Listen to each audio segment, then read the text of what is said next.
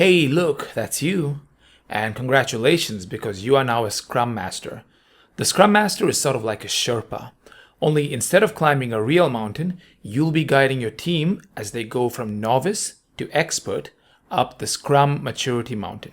And you may be thinking to yourself, hang on, I'm completely new to Scrum, I've never climbed a mountain, but that's okay.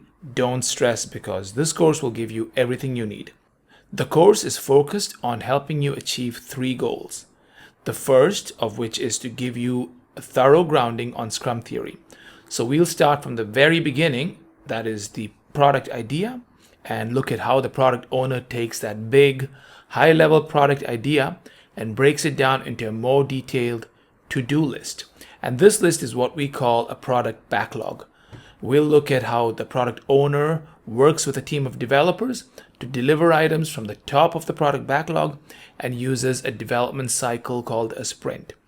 And then we'll examine the role of the Scrum Master, who acts as a coach and facilitator, making sure that people in the team are following good Scrum practices, such as holding daily stand-up meetings. And finally, we'll look at how, at the end of a sprint cycle, teams try to deliver working product, also called a product increment. Of course, there is a lot more detail that we'll go into, but that is the really high-level summary of Scrum theory. Now, the second goal of this course is to go well beyond theory and examine how companies are implementing Scrum in their workplace. So this is where we'll get into the fun, completely hands-on, real-world projects. And there are 3 projects in this course. And when you complete these 3 projects, you will understand how 99% of companies are running Scrum. In the first project, which you'll start in this section, we'll be building a physical Scrum board. And a physical Scrum board is the really bare bones or minimalist way of running Scrum. You may have seen it. It's usually drawn up on a wall with the team huddling around it.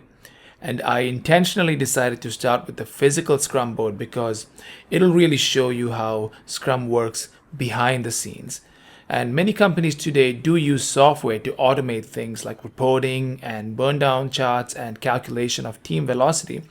While that's great for team productivity, it's not really good for learning Scrum because you don't want all the details to be abstracted behind software. It's sort of like learning basic math operations before you start to use a calculator.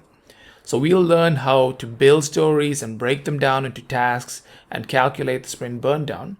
And so project 1 will give you a really good foundational understanding of how to run Scrum projects. And then in project 2, we'll begin to use virtual Scrum boards.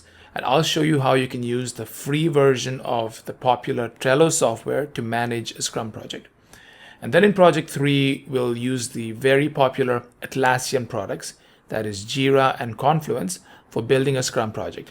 So those are the first 2 goals of this course. And now the final goal is to help you achieve Scrum certification. So I've included 2 70-question exams designed to help you pass your scrum.org Scrum Master Level 1 certification. Are you ready to get started?